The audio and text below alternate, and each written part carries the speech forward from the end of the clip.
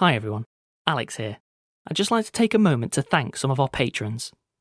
Mielabit, Devin Goodman, The Tempered Steel of Loss, Chase Curtin, Andy Plain, Summer Brown, Car Park Grackle, Jonathan Scow Ronek, Erin, Harrison Minnix. Thank you all. We really appreciate your support. If you'd like to join them, go to www.patreon.com/Rusty Quill and take a look at our rewards.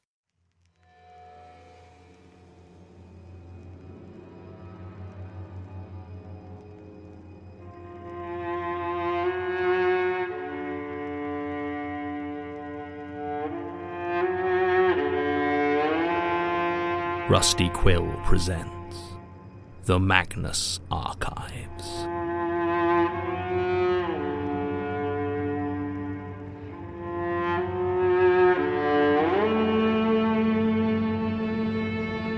Episode 127. Remains to be seen.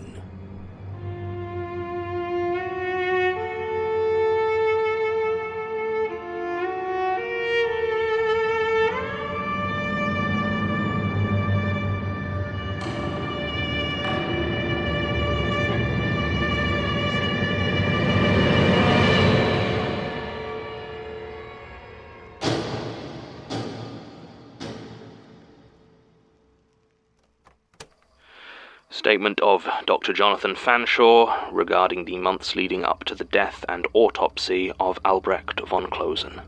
Original statement given as part of a letter to Jonah Magnus, November 21st, 1831. Audio recording by Jonathan Sims, the Archivist. Statement begins. Jonah, I must first and foremost decline your generous offer of a medical position servicing Millbank Penitentiary. While the terms you have laid out are, no doubt, more than adequate, I have, of these last months, come to the unfortunate conclusion that our intimacy and friendship must cease immediately. I do not know what interest you have in the poor condemned souls within those walls, nor do I care to guess. In the light of what I have so recently witnessed, I can no longer in good conscience associate with any of your endeavours, nor will I continue to collect or provide those accounts of the esoteric and otherworldly that you and your institute so eagerly require. Consider this the severing of our acquaintance. This cannot come as a shock to you. Surely you must have understood what you were asking when you implored me to visit with Albrecht, and apply my meagre skills to the illness that beset him. You must have known the nature of that illness, even if only in the most general terms, and no doubt you had some intuition as to its cause. But should all this be a true surprise to you, then I shall do my best to explain, and hope that any revelations contained herein may sway you from the path you have started upon. I arrived at Albrecht's estate early in April. The trees were dense with renewed greenery, and the rain drummed heavily on the carriages as we approached. I remember it so clearly. The smell of the rain cut through with an unexpected whiff of smoke, and as we got closer I saw the orange glow of flame through the trees. My first thought was that the house had caught fire, and I would arrive only to a scorched ruin and blackened bone, but as we got closer I could see that it was a single tree that was burning, a gnarled and ancient elm that sat removed from the rest of the forest. A small crowd surrounded the spectacle. One man, who I took to be a groundskeeper, stood closer than the others, with a lit torch in his hand. On my instruction, the driver pulled closer, though the horses were nervous, and I asked the man why they were burning the tree when the rain was coming down so heavily. Surely it could have waited for drier weather. The man simply shrugged.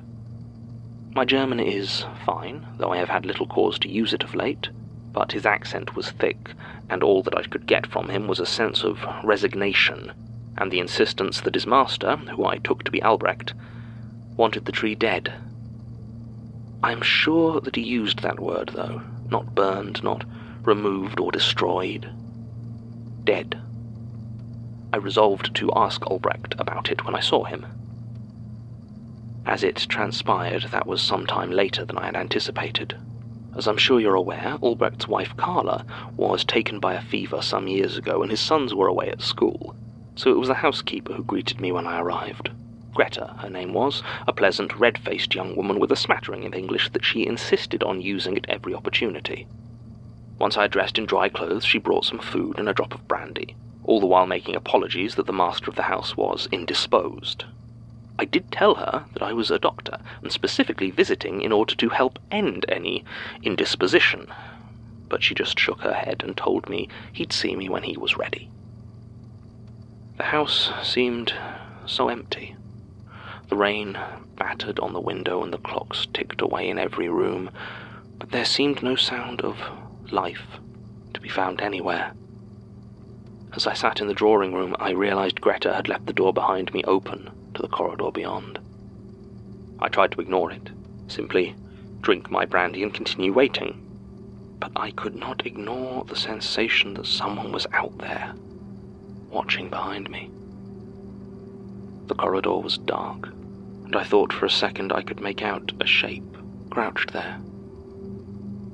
But there was nothing, so I closed the door. Eventually evening came, and Greta informed me that dinner was served.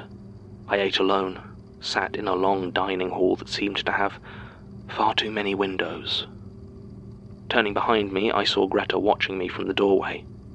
Her face held nothing of malice in it that I could discern, but still I was uneasy. I called, trying to dismiss her, but she didn't seem to hear me.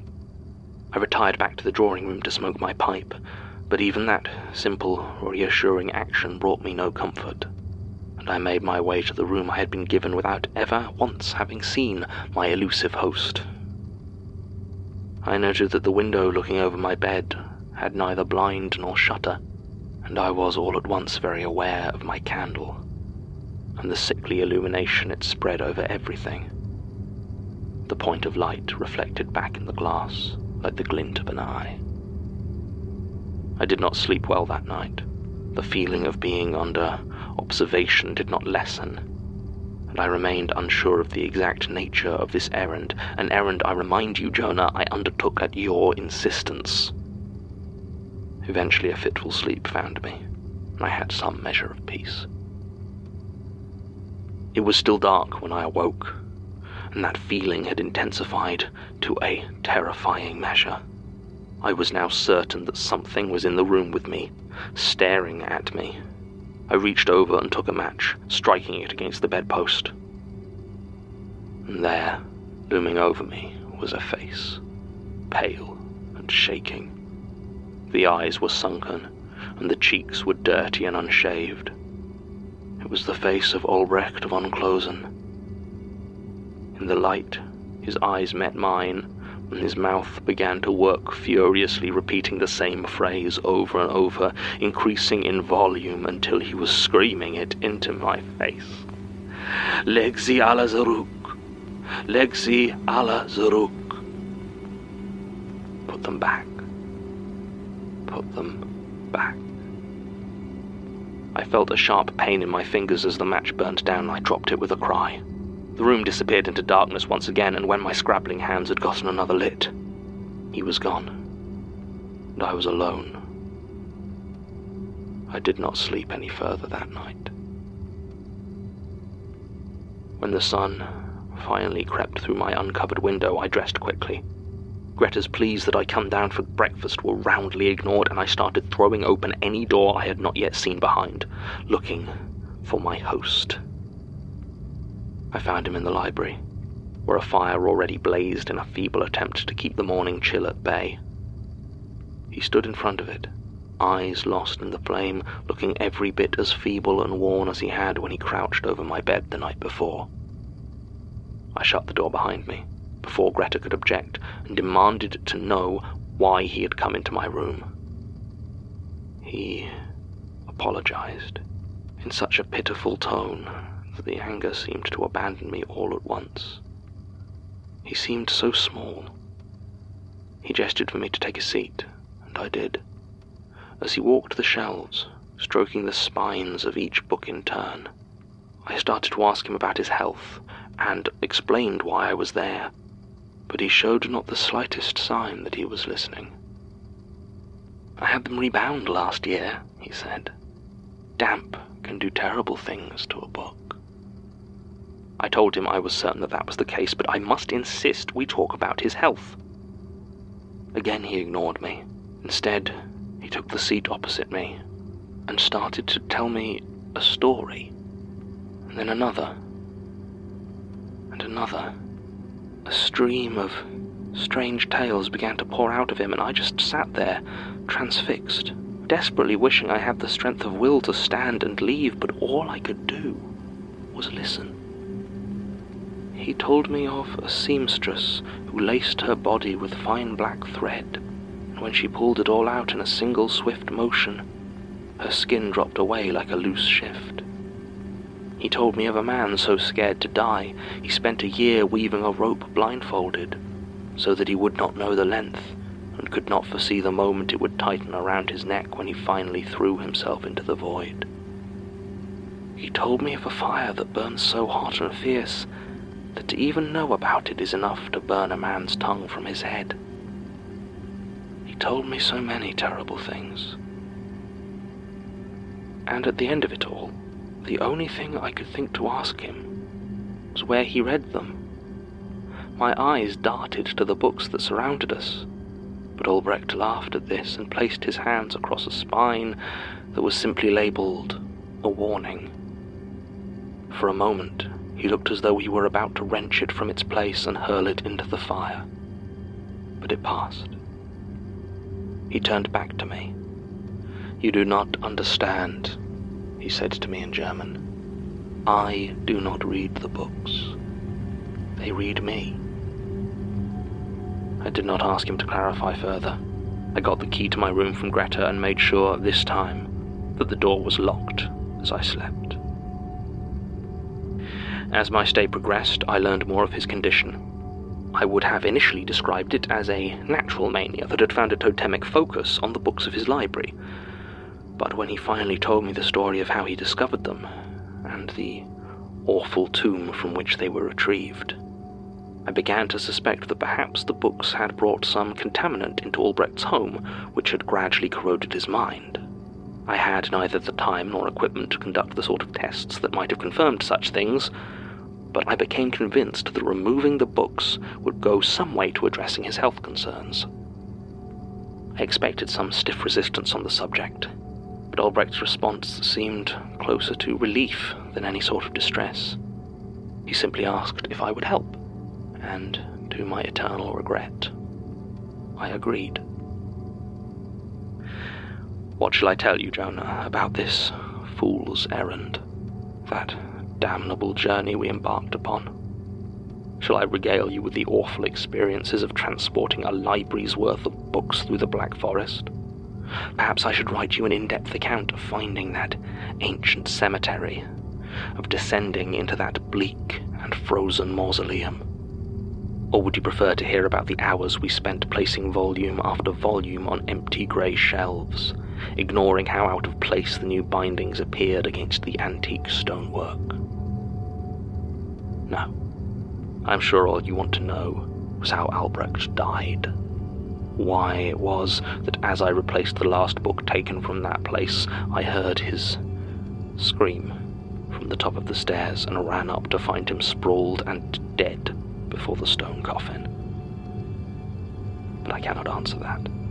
I do not know how he died. I saw nothing and no one with him, and his body seemed whole and undamaged. But I do have some idea as to why it happened. For as I filled those dead shelves with freshly bound volumes, I could not help but notice that every page was blank. I have since checked with Paynes, who I believe to be your preferred bookbinders, and I know that the books poor Albrecht was returning to the grave were not the books that were taken. I hope they bring you much wisdom, Jonah, for the cost was dear enough. Nothing stood in the way of my retreat, and I dragged Albrecht's body back as far as the coach.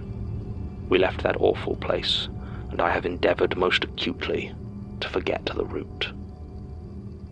Before he was buried, I was able to secure permission to perform an autopsy. I had some thought as to discovering the cause of his sudden, violent passing. Do I need to tell you what I found, Jonah? Do I need to detail what covered his organs, his bones, the inside of his skin? What clustered together in their dozens and all turned as one to focus on me as I opened his chest, their pupils constricting in the light, with irises of every hue and colour. Because whatever it was that did this to him, I know in my heart that it is your fault. I have had the body burned. Please do not write to me again. Your obedient servant, Dr. Jonathan Fanshawe. Statement ends. Disconcerting to find my namesake in a statement, especially one connected so directly to the Institute.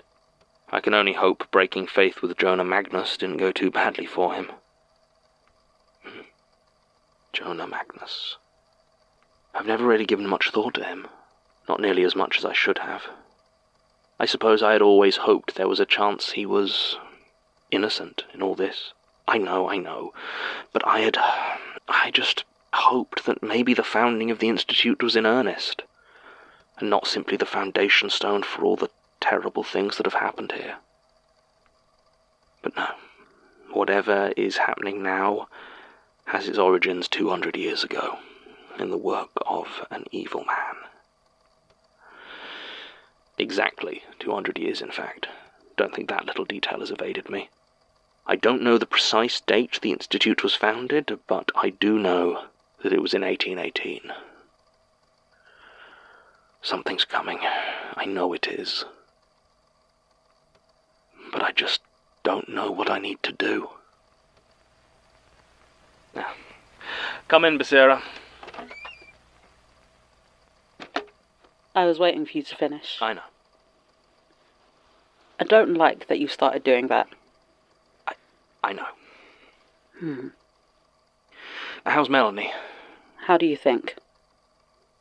I should probably talk to... You should probably stay as far away as possible. She doesn't want to see you.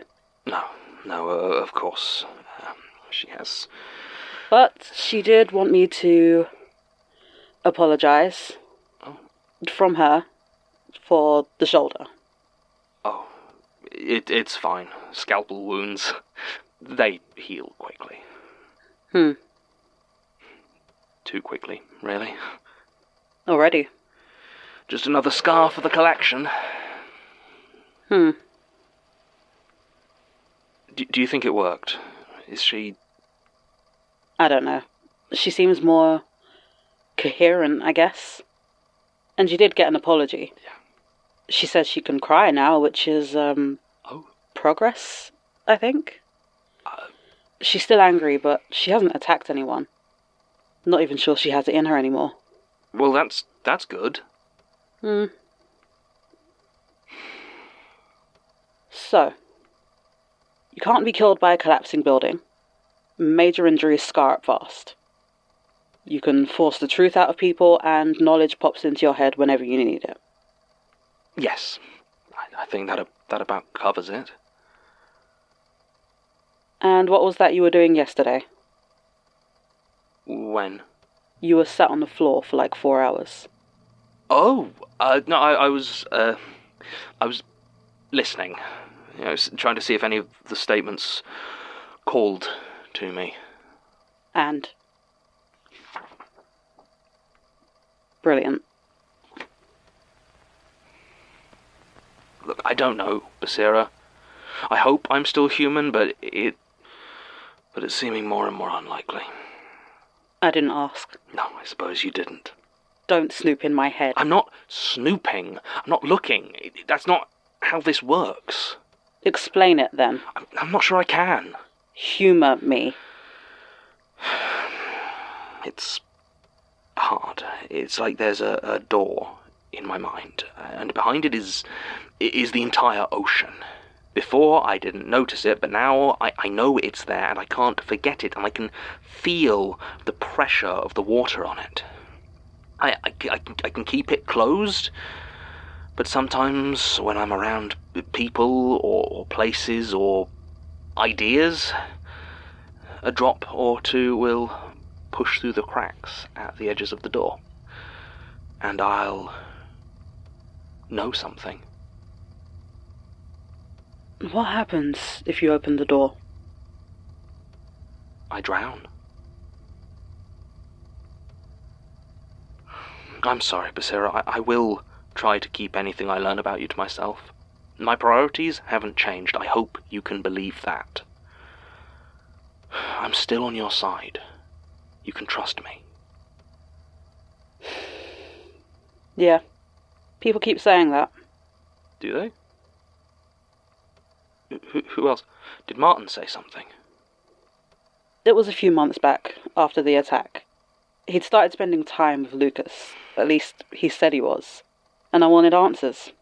He kept telling me to trust him, to hear the guy out, even though he still wouldn't actually show his face. I told him he could drop me an email or vanish me. Right. Honestly, I kind of regret not just grabbing Martin and shaking an explanation out of him. But I didn't want to push it. He was in a bad place, what with the attack and his mum and everything, so I didn't press it. Now I try and bring it up. He just disappears. Nothing to be done. So, sorry, you said...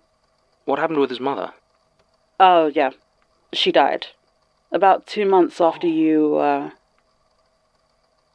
Martin was... He tried to stay strong, keep it together, but that sort of thing. Then those flesh things burst in, and well, here we are. God. He didn't tell you? No. Guess you don't know everything, then. No, I guess not. So what do we do now? You tell me. Just don't expect much on trust these days. Yes, I suppose that's fair.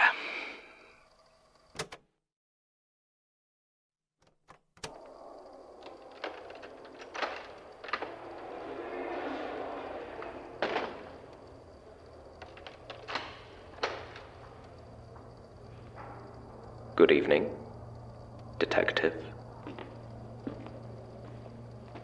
I'm not a detective. Of course. You wanted to see me? Yes. Something too important to tell the inspector? Maybe I just wanted to have a chat. Well, good luck with that. I found one of these in my cell. It wasn't recording, but I assume this means he's awake. Basira? Can we cut the bullshit? What bullshit might that be? The part where you pretend you don't spend your whole time watching us. Sometimes I'm eating. You know he's back. You've seen him. Fine. Yes.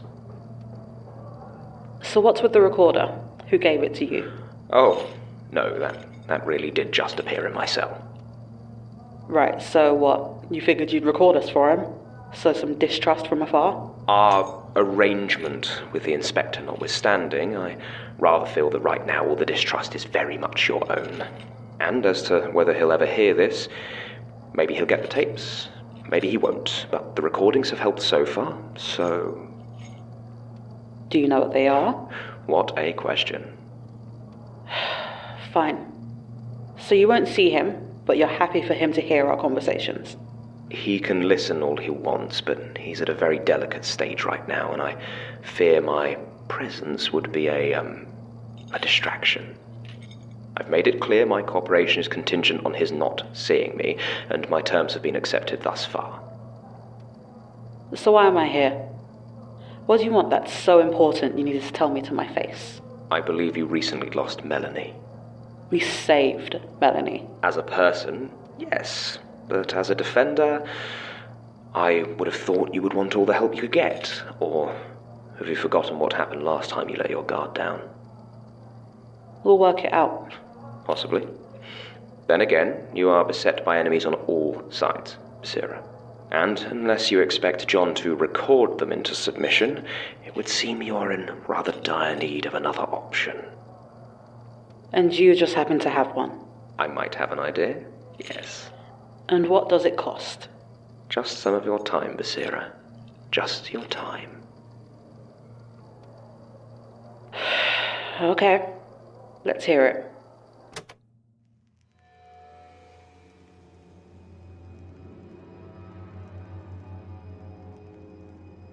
The Magnus Archives is a podcast distributed by Rusty Quill and licensed under a Creative Commons Attribution Non-Commercial Share-alike 4.0 international license. Today's episode was written by Jonathan Sims and directed by Alexander J. Newall. To subscribe, view associated material or join our Patreon, visit rustyquill.com. Rate and review us online, tweet us at The Rusty Quill, visit us on Facebook or email us at mail@rustyquill.com. Join our communities on the forum via the website or on Reddit at r/the Magnus Archives. Thanks for listening.